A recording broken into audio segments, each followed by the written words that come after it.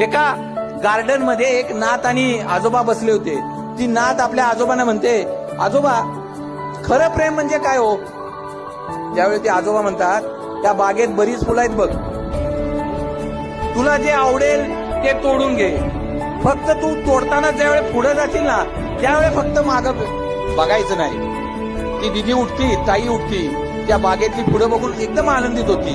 पहिल्या फुलाला हात लावती, त्यावेळी विचार करती, अरे पुढं एक चांगलं फुल असेल, पुढच्या फुलाकडे जाते, अरे अजून पुढं चांगलं आहे, बघत बघत शेवटपर्यंत येते आणि शेवटी फुलं संपतात. त्यावेळी तिला प्रश्न पडतो, हातात तर आपल्या काहीच आलं नाही. आणि आजोबांच्याकडे येऊन नाराज होऊन म्हणते ती लाडकी लेक, आजोबा काहीच हातात आलं नाही. आजोबा म्हणले, असंच असते, जे आपल्या हातात असतं ना त्याची आपल्याला कदर नसती. जे नातं आपल्या हातात असते ना ते जे आपल्याला जिव्हाळा नसतो, प्रेम असतो, जे आपल्या आयुष्यात आहे ना त्या व्यक्तीची पहिल्यांदा